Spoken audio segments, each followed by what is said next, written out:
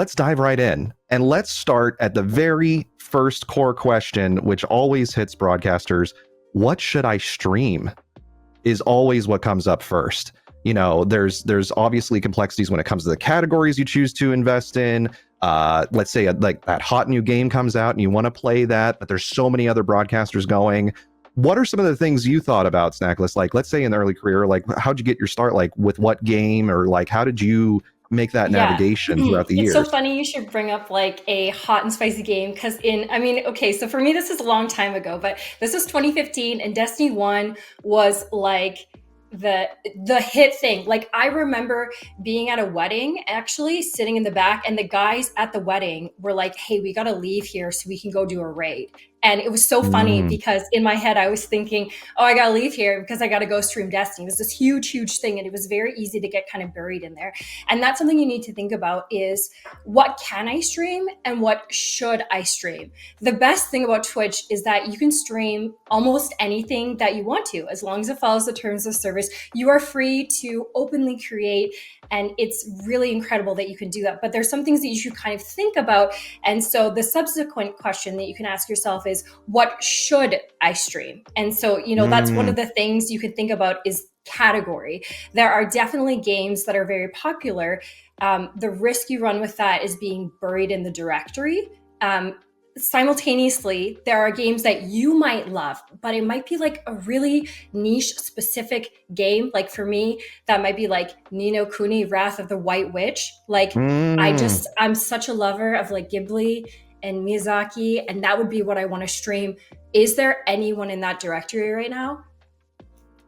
Probably not. So those are the two things you can think about in terms of category, that there is some competition that goes on there. And so you want to kind of find a balance in terms of that.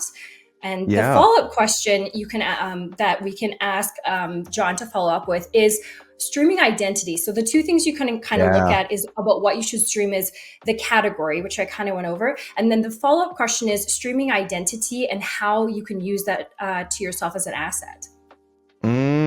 So let's think about that. How have you done that? Oh yeah, for sure. So I know one of the questions is like, no. The first question is, how do I get followers? Well, these all tie together when it comes to generating a following anywhere on the internet. If you think of why a person follows a particular individual, whether that is in their social feeds, in their RSS feeds, if you're thinking of like news outlets, you lean on voices that have a shared opinion, a shared insight, or shared love. And those are the things that attract in followers. A follower isn't necessarily just a guarantee. You have to have a perspective applied to something. And so when you think of establishing a unique streaming identity, you have to really think about, how does my name fit into that? How does my branding or what's behind me fit into that? And so you want to establish something that ultimately embodies yourself. So I went through many rebrands over the years. I was originally part of sketch comedy groups on the YouTube circuit. Back even before that, when I was on Winamp Radio, I did a video game music radio show. And so I was known for that. And then I transitioned to sketch comedy. So I was just known as Jon Brence, associated with Saturday Morning Breakfast Serial Theater and 5-Second Films and Cyanide and Happiness. And so we were doing that content. But then as I transitioned into doing live broadcasting more on Justin TV, and then eventually on Twitch during the transition, I really started to embody like, what is it that I love genuinely and I can talk about for hours on end? And it was my love of JRPGs. It was my love of cute culture, of like now it's with Pokemon or like J-pop, whatever that is. Those elements are things that will hook into your audience. So people who also love Pokemon will enjoy their time in my broadcast. People who also enjoy J-pop would enjoy their time in my broadcast. And you have to really think about consolidating that identity to a point which is easily identifiable. So like if you saw Kawaii Guy playing constantly Call of Duty, that would not be a strong match for my brand. But if your brand is, I'm really great at FPSs, I got a user handle that embodies that, it's like, yeah, Call of Duty can be your thing then. And so you have to think about, what are those elements that make you, that you are going to ultimately sell forward to an audience? Because ultimately getting a follower, you're trying to sell them on a concept or a belief. Yeah, absolutely. So what are your thoughts? Like, you start doing that actually a little bit with your broadcast when we think of Snackless. Like you even have elements all throughout that showcase that. Yeah, so for me, my streaming identity, it's so funny that you should bring up like FPS because that's how I Mm, started. I was in like the top 1% for Destiny for like PvP, and I don't do that anymore. One, because it's very stressful, but two, I just want to relax. And so it didn't really fit with Snackless either. And while I still enjoy Destiny and I still enjoy FPS, I really lean into the snack side of things. So we have sub badges that are apples, the channel points are apples. When we raise money for charity, I give away Canadian snacks. I really lean into that fun kind of side of things. And I like to play games that are a little bit more casual and kind of cozy and fun and kind of involve that into things.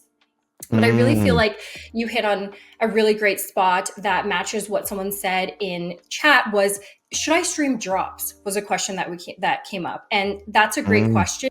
There's always a benefit to inviting people into your stream for a reason, whether they are coming in to gift a sub and they're going to get an emblem in the game.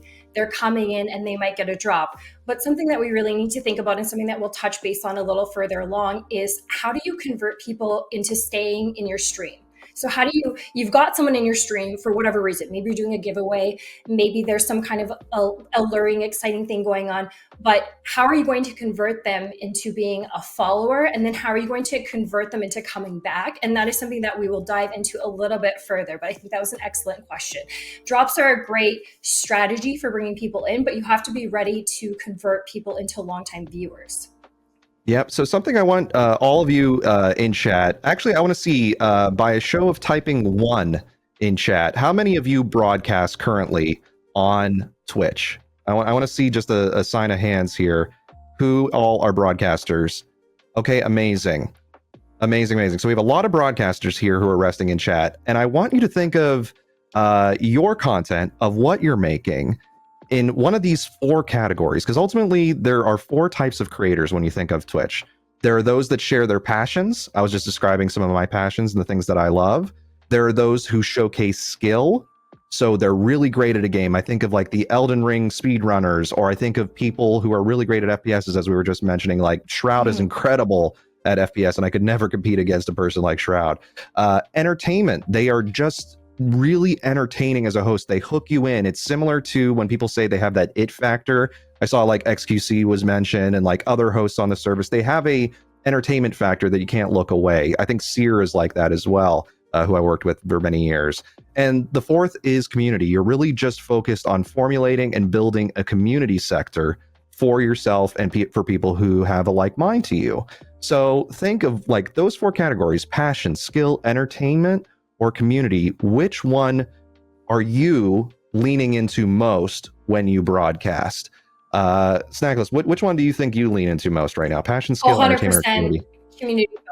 100%. It's really important to know why people come to your stream. So, because I'm community focused, if people come to stream, I know that they are there to interact with me. They want me to read their questions in chat. They want me to greet them. They want to be able to play games with me, hang out with me, come to movie night with me, do all those fun things together. So, knowing that, if I load up a really competitive game where I can't look away from the screen and I'm really sweaty and I'm really trying to rank up, that might be really fun for me.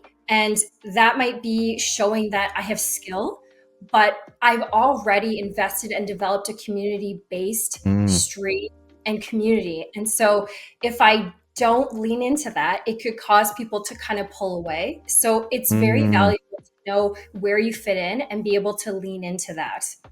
Yep. There's actually a thing notated by, I saw K Kirst actually wrote here in the chat. If I am two of those, should I whittle it down to one?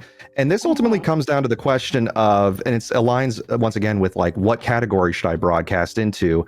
If you think of a follower almost like a magazine subscriber, right? They have followed you or subscribed to you based on the action of which they first witnessed. So if you came in during my playthroughs of Yakuza and you really love the Yakuza titles, but know eventually like I will be playing other titles, other JRPGs, you name it, they may not be interested into. That's where that audience member will then likely have a choice of, do I continue to watch or do I step away? So Mhm. these are the challenges you have to decide for yourself of like, do I stick to a singular title? Do I stick to a genre so that way people know what they're getting? Or do I just go pure variety? Pure variety is typically the slowest pathway to building substantial bases. There are some successful broadcasters out there who've done it, but I think they lean more on the entertainment factor of how they approach a title versus the title they're playing. And so for yourself, think of, is what I'm doing aligning with my subscribership, in the same way that if you ordered Rolling Stone magazine and then you get, I don't know, Good Housekeeping, you're going to be like, well, wait a second, I subscribe for Rolling Stone, not Good Housekeeping. So you really got to be thinking about that for everything you produce if you want to maintain constant viewership coming in from that followership. And this is why you see broadcasters with hundreds of thousands or millions of followers, but their average viewership is 5,000. It's just because they have over the years transitioned so much that followership isn't really there for them. And it's okay. It's okay for the followership to go. You just have to decide for yourself what is better for you for the long term.